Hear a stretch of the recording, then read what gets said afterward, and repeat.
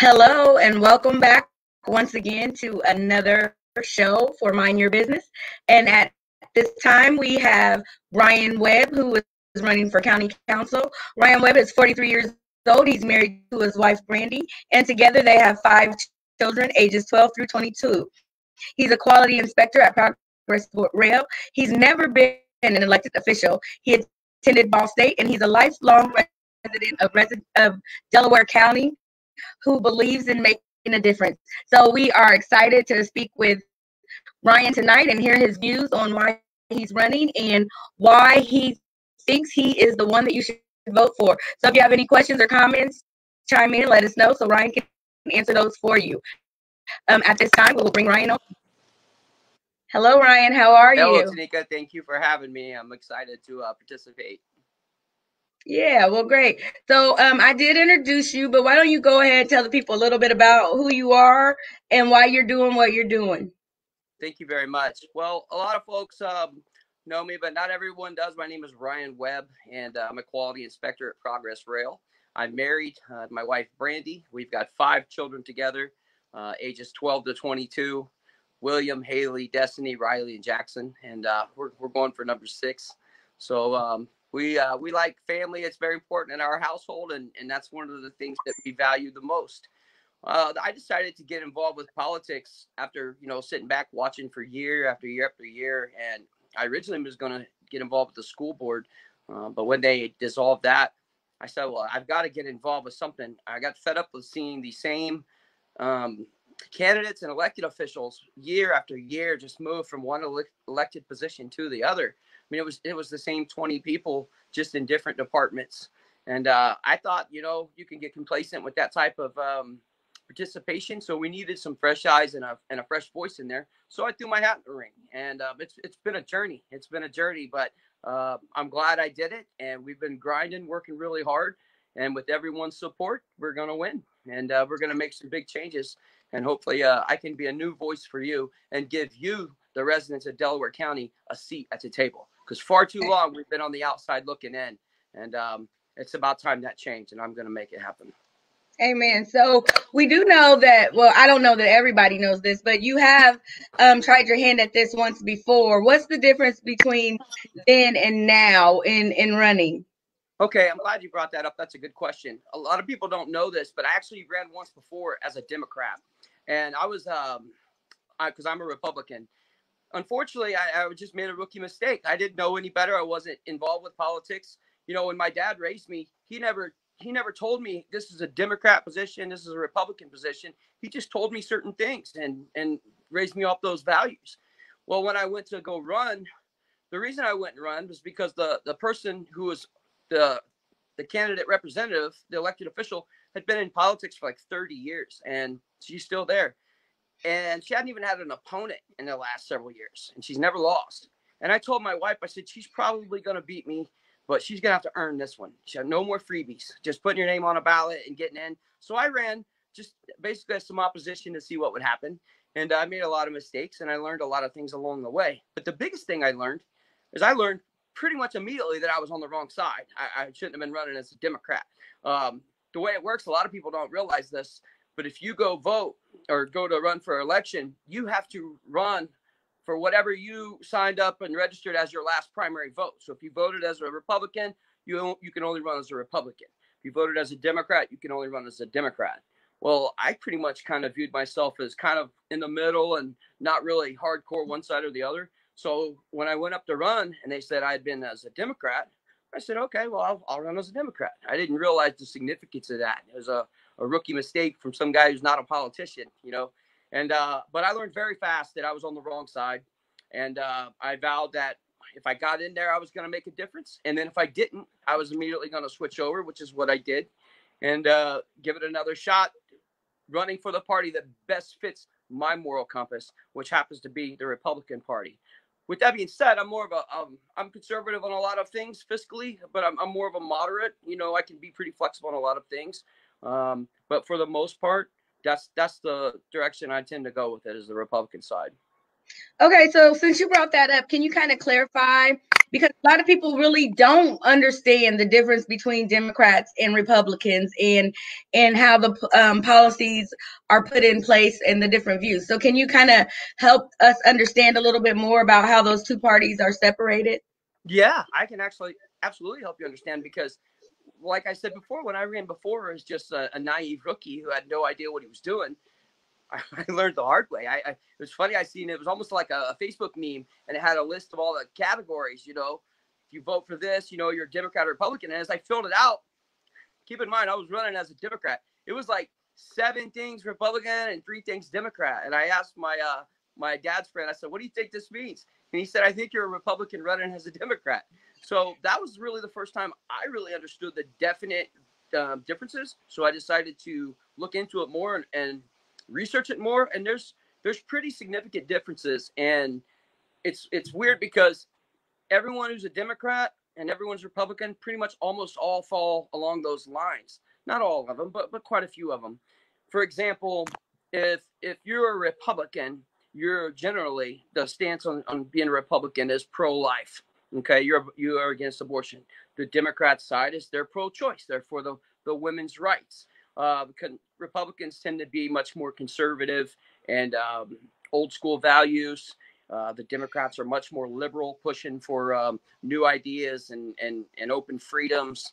You're seeing it now with the gains that's been made, such as like transgender and the LGBTQ movement, because everyone has to be pushed. The Democrats have really got to have credit for pushing for the equality for that. And not to say that Republicans don't see it as well, but that's been a Democrat-led event. And then also a big thing is services. Republicans tend to be very fiscally conservative. They want smaller government. They don't want a bunch of government programs, whereas the Democrats generally like a lot bigger government, a lot of socialist programs or social programs where, you know, you're basically helping those less fortunate. A good mindset for my friends who are Democrats is that everyone could be equal and have nobody would be in poverty, and we would all be sharing what we had so everyone could, you know, help each other out.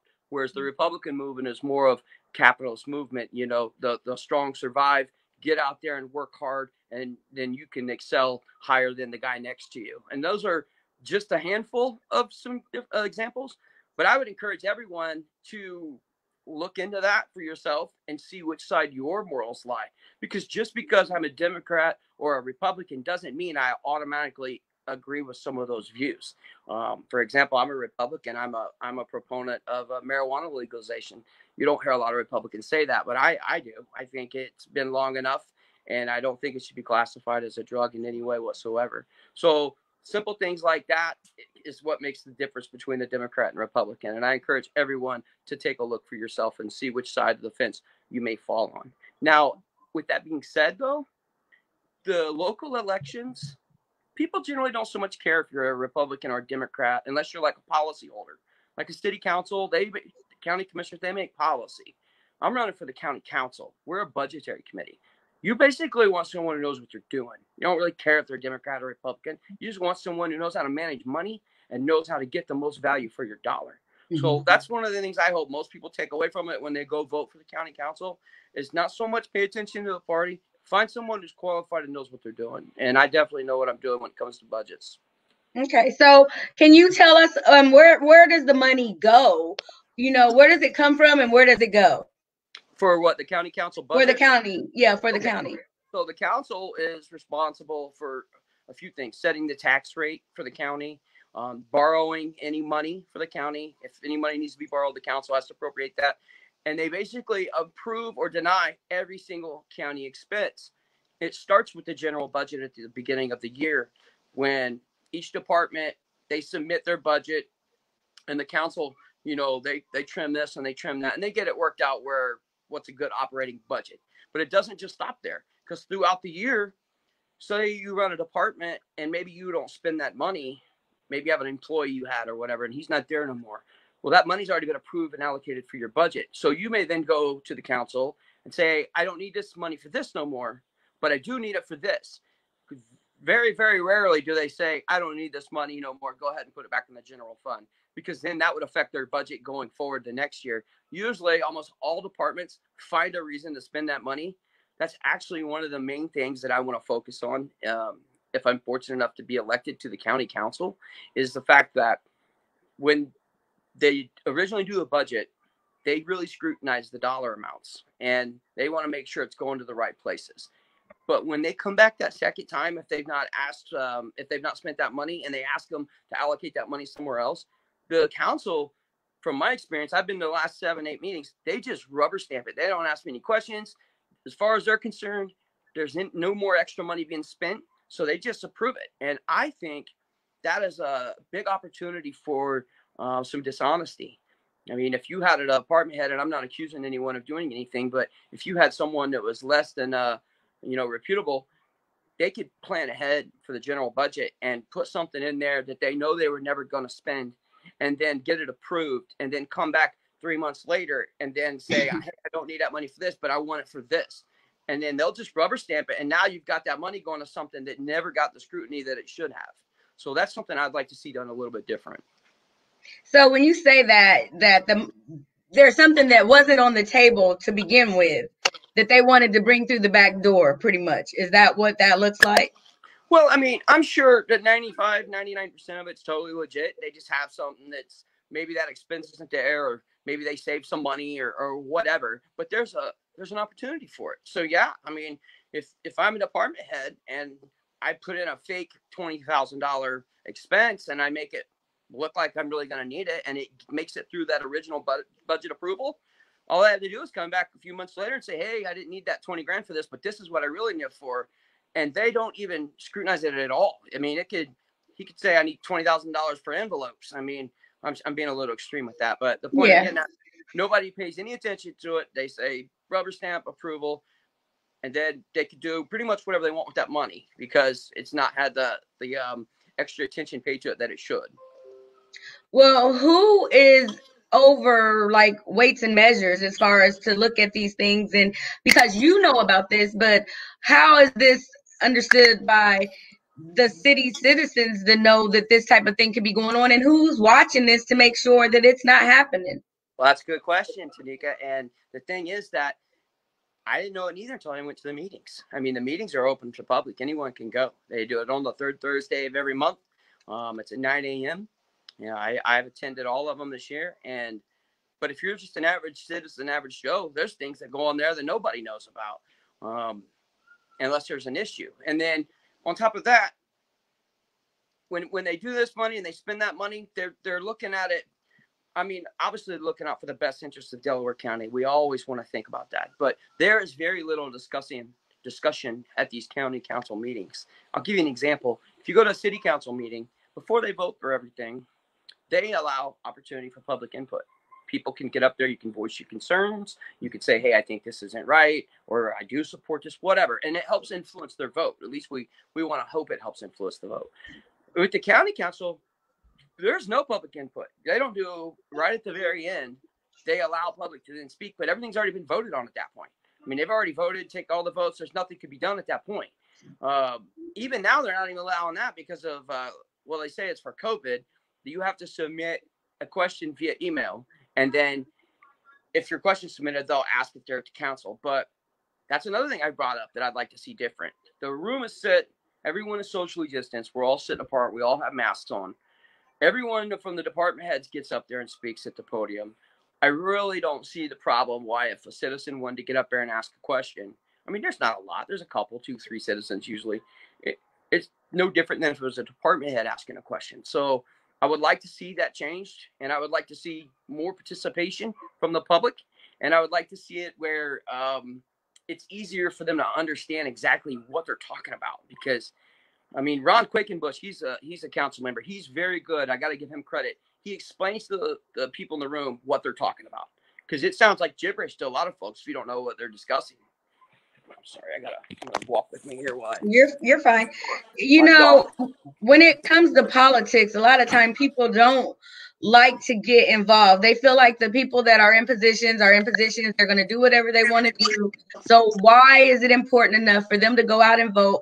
And like you said earlier, that some of these people have had these seats for over 30 years. They don't have anybody running against them. And so they just feel like this stuff is set in stone. What do we need to do as a citizen to change that? And before you answer that, this was a question that I had to Anitra earlier as well. My question is this, because everybody says this: go out and vote. Voting is important. It doesn't matter who you vote for. Well, what if nobody is saying anything that I want to hear? Nobody is doing anything that I believe in. What if nobody is there for me to vote for? Who do I vote for then? Vote for you. Throw your hat in the ring and run. That's what I do. No. Get involved, right? Get involved. Get involved. That's the number one thing. But the best thing is to participate. That's, this is an incredibly divisive election that we're going through right now. But the best thing that's going to come from this, we're going to have record amounts of participation. That's great. Doesn't matter if you're voting for Republican, Democrat, Libertarian, Independent, go vote and make your voice heard. And I think we're going to have a really good opportunity for that to happen this time. But to get back on track with what you were saying, in addition to voting, because voting, I'd heard what Anitra said, and she's correct. They pay attention to where the votes lie. People don't realize, but those voting precincts are broken down by neighborhood. And we can look at those after the fact and see how much participation that neighborhood played. So if I'm a politician, I may not go over to a certain neighborhood or side of town because either A, they're either heavy Democrat or heavy Republican, or B, the voter participation is not that great over there. So I may go focus my attention in a neighborhood where there's more participation. So the first thing you can do by voting, even if you don't think your vote counts, is you're getting attention to your neighborhood. You're more likely to get focused on your neighborhood. I had, I'm not an official. I'm just a candidate. You'd be surprised at how many people message me all the time asking me to help them with this and that. And, my wife even asked me, she says, don't they know you can't do anything yet? And I said, well, I don't know if I can't do anything. I can still be a voice for them, and I can lead them in the right direction. And I'll give you an example. There's a guy named, his name was Stan Guidell. He's, I think he was the treasurer. He was on some board member of a north side neighborhood out in the county. It was a county neighborhood. And they were having tremendous problems getting their streets fixed. So I went over with him, and we did a tour. He got in touch with me. I went with his neighborhood. We spent about an hour and a half touring that neighborhood. And I took some photos. And he asked what I should do, because he had Commissioner Riggin out there. And basically, she pretty much told him what everyone already knows, that she can't do anything. She's only one of 3 people. And if the other 2 commissioners don't go with her, then her vote is basically irrelevant. So what I advised him to do is to go to the commissioners' meetings, because his neighborhood had been fairly organized. I said, if you can get everyone to go, work out a schedule, get 3, 4, 5 neighborhood members every single time. You guys get T-shirts made, and you show up at those commissioners' meeting every single time, and you get up and you speak. And it's like Anitra said earlier, the squeakiest wheel gets the oil. And they did that, and guess what? They was awarded with a 5-year paving plan for their county neighborhood. So that's a perfect example of just go and be heard. If you're not going to be heard at the ballot box, go to the meetings and be heard. Stand up and be heard. And then if they don't hear you the first time, go again. Stand up again. Well, I believe in what you say, that if they're not voting, then the politicians aren't going to go there. But what if the politician said, you know what, let me go? Because this is how I feel. If you want my vote, regardless if I'm voting or not, you got to convince me to vote. So why don't they just go ahead and say, you know what, I'm going to step out of the box and I'm going to go show these people that I am who I say I am, that I want them to give me their vote. And just because they're not voting, I'm not going to deny them the chance to get to know me as a human being. Because once you have a conversation with somebody, that changes everything sometimes. So what if they just decided that let me go talk to the people that I normally wouldn't talk to because they normally wouldn't vote. And now, because if they're afraid to come out of their comfort zone and go vote because they don't think it's going to make a difference, why wouldn't they say, let me go show you why you should? I'm so glad you brought that up, Tanika, because listen, campaigning is supposed to be about getting out in the streets, knocking doors, hearing people's concerns, finding out the temperature of the room. What is on your mind? What do you want me to fix? Right? That's what it's supposed to be about. I get it. COVID has thrown a wrench in everything, and it's not traditional. You can't go knocking like you did. But I think that's an excuse. I think it's become an excuse for our local politicians to be lazy and not participate. I've been bringing this up, and I've been very frustrated about it. I've participated in every single candidate forum that's been available. We had a public forum a couple of weeks ago. Matter of fact, I think we got one later tonight.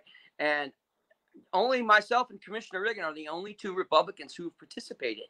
Now, I don't know if there was an order given because I'm not with the Republican Party. Although I'm a Republican, I'm not a part of that Republican Party. I'm on the outside of their circle because frankly, I'm too loud and I don't follow orders, and I call it how it is. If you're doing wrong, I call you out, whether you're a Democrat or Republican.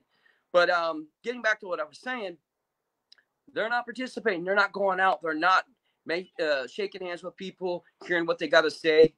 I don't necessarily go knocking on doors because I do some, but for the most part, I don't know if there's some elderly person with pre-existing conditions locked in their house like a fortress trying to avoid COVID. And I don't want to offend them by coming and showing up on their front step. What I do though, is anytime I'm driving and I notice someone standing outside, I stop the car and I get out and I interact with them.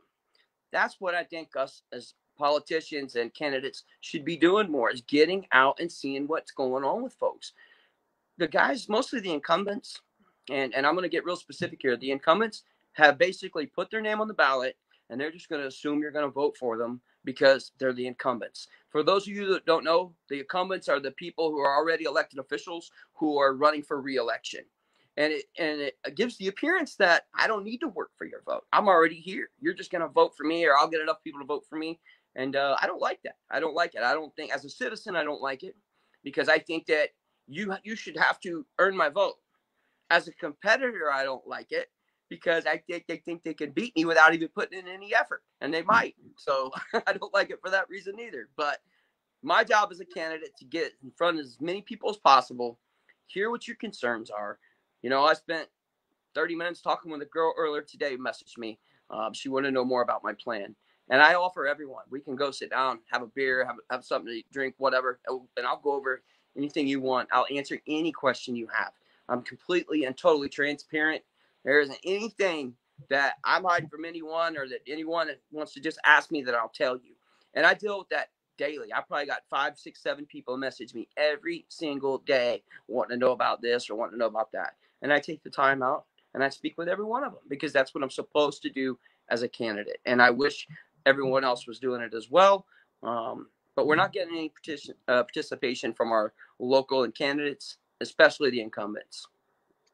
So what right now, as far as the people that you're able to reach, what do you think is your furthest and biggest reach as far as getting to the people?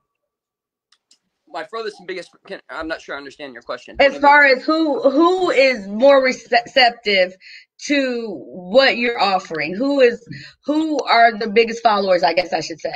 Okay, that's a good question. I don't really know if I can put them into a box because I've got a wide range of support. I've got everyone from high school students who are just turning 18 to, my 90-year-old neighbor. And, I've got my buddies I've got from all races and ethnicities that have supporting me. So I don't really think I could really put it on one side or the other of who's my biggest supporter. But that just goes to speak to the wide range of support that I have. And because I'm going to represent all of them, a statement was made. I like to debate. That's one of the things I like to do. And I debate with some friends on Facebook about certain things, topics, national topics. Well, the people who don't necessarily know us, they don't know that we're friends. So they just think I'm just arguing with everyone. So I had a person made a statement, well, he's argumentative and I don't know if he can work with other people. We're debating to debate. I can work with anyone. That's what I do. I'm a quality inspector. My job is to go and frustrate other experts at their jobs and then basically find what they did wrong. And I have to be able to work with them and work out a problem. I do that every single day. So that's not going to be any different as far as me being a Republican working with Democrats. I don't want to say, I mean, I've got a lot of acquaintances. I got a couple friends in local government, but I have a lot of acquaintances, and I have a decent working relationship with almost all of them. So I don't think it would be a problem at all to work with those folks. And I definitely don't think it'd be a problem to represent everyone in the county, whether they're a man or a woman, they're black or white, or what ethnicity they are, or how old they are. It doesn't matter. I'm going to be a new voice for you, for every one of them. All right. Well, Ryan, I really appreciate you taking the time out to come on and talk, because I think that a lot of times we don't know what's going on. A lot of times we don't know the candidates. And again, it's all about a conversation. And once you have a conversation with someone, you can understand their ideals. Even if you don't agree on some of the same things, you can come together to find out what our differences are, and then we can work together to understand each other. And I think that's what it is. A lot of times we don't take the time to get to understand where someone else is coming from, and then you might realize that their views aren't so different, or their views are way different, and so then you can make a decision. And so the reason why I wanted to do this platform at this time with bringing the candidates on is because of the people not voting, and because of the people feeling like it's not important to vote. And so I want people this time, because this election is crazy, everything is upside down. We're never going back to the way things used to be, and I'm thankful for that. I'm glad that it's been shook up. I'm glad that people are questioning things, because I'm like, how long are we going to sit by and allow things to just happen when nobody wants to stand up and do anything? And so, change is welcome, and it needs to happen. We can't continue to do the same thing over again, because what do they say? The definition of insanity is doing the same thing over again and expecting different results. That's right. But just because we change something doesn't mean it's going to be effective, but at least we tried. But we have to be able to come together, have an agreement, work together, and make it right for everybody involved, not just for one side. So I applaud you for standing up, for being the voice, for taking on something that, excuse me, most people probably wouldn't. And I don't agree or disagree with anybody that I bring on this show, because everybody has a right to state their opinion. And like I said, when we have that conversation, we can get a better perspective of what somebody's stance is, and then we can go from there. Because you might think something one way, but then when you actually hear it, then you can understand, and then you can go to the polls and you can make an informed decision. So thank you for explaining the differences in the parties. Thank you for explaining the things about the candidates and what they stand for and what they don't stand for, and how they think that they're going to get votes. And so before we leave, if there's anything else that you'd like to share or say, please feel free to do so. And again, I thank you for taking the time to be with me tonight. Well, Tanika, I appreciate you allowing me the platform to speak, and you are right. When you hear something from a different perspective, you have a complete paradigm shift, and now you can see it from another person's point of view. I think that's important. I think it's important for us as people to be willing to say, you know what, I didn't see it that way, but now that you've explained it to me, I can totally see where you're coming from. That's okay as well. Matter of fact, I encourage that. I mean, no one's right all the time. You got to be able to own up when maybe you're not seeing it the right way, or it could be done in a different way. So those things are all important. Change is important. And look, I'm the worst as anyone. I don't like change. Nobody likes change. A lot of folks don't like change. They get comfortable with what they're doing. This happens in elections. That's why the same people get voted in over and over and over, because little old neighbor next door goes in. She doesn't know a thing about nobody, but she remembers seeing that same name all the time. So she just clicks that button and votes for that person. Doesn't have a clue who they are or what they're doing. So that's what's important for everyone to get out, find out more about your candidates. I encourage everyone to visit my page, which is Ryan Webb for County Council. And on there, the very first link, I have my 13 points of focus plan. I laid out a plan for things about Delaware County being clean and green, diversity, working with the city. That's an important one. We got to work with the city if we want to be successful. One of the big ones I've got is my plan for the addiction. That's a really one that's important to me, is addiction. And they say, well, how are you going to pay for it? Well, I lay that out in detail. And just to give you a quick rundown, this new jail is going to house over 500 inmates. And so we're going to have lots of room to house out-of-county inmates. I don't like that necessarily because I think we run the risk of a jail for profit scenario the second they start counting on inmates to pay bills.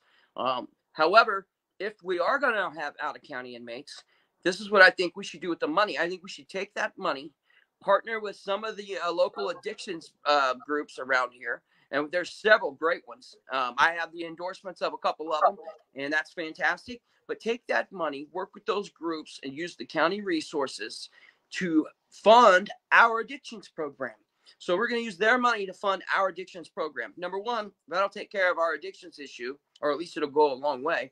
Number two, that will take away that incentive for a jail for profit because they're not getting the profit. It's going to fund the addiction crisis. So little things like that, it's not a little thing, it's a big thing, but important issues like that are on my page, the 13 points of focus.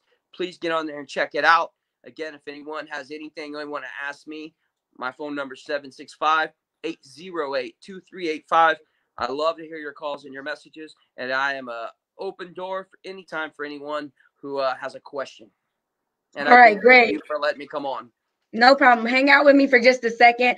Okay, everybody, thank you for tuning in right now to listen to Ryan and what he has to say about bringing change and being transparent for the people, being the voice for the people.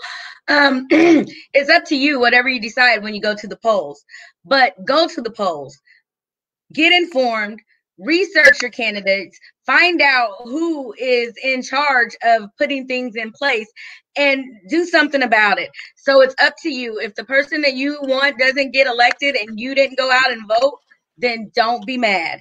But know and understand the people have a voice. Ryan, did you have something? I did. I'm sorry to interrupt you, but there's no problem. Go ahead.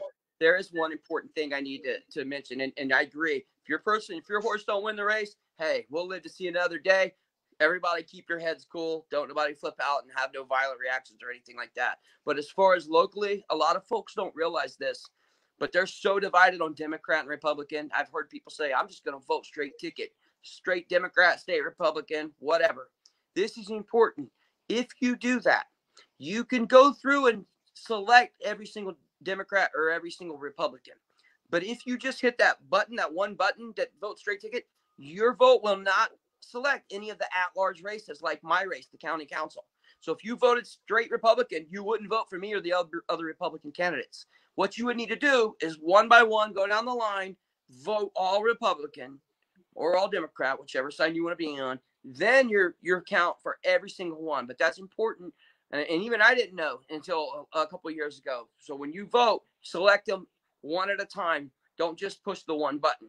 That way your voice is heard and your votes are counted. That is great. No, thank you. Because again, that's great information that for years, some people have just been voting a straight ticket and they don't understand. That's why we need to have these conversations, to be informed, to get educated, and to know what we are doing before we do it. Don't go in blind. Go in knowing what you're doing, so you're making a conscious decision and you are aware of who you're voting for, why you're voting for them, and you can stick to that. And it's your business who you vote for. That's nobody can threaten you, or nobody can tell you what you should or should not do. It's what you believe in and what you stand for. And so whichever way your moral compass swings, that's what you need to do. So thank you for tuning in. We'll be back tonight at 8 o'clock with Ari Hurwitz. At 7 p.m., there is a candidate forum tonight, and there is a link on Facebook. So I would say go on there. Listen to these candidates. Hear what they have to say. They're going to be streaming live through WLBC, and you have a voice. Let your voice be heard. So again, Ryan, we thank you. Tell Brandy we said hello. I will. And I'll talk with you all later on tonight at 8 p.m. Have a great evening. And remember, as always, you were created with a purpose. God bless.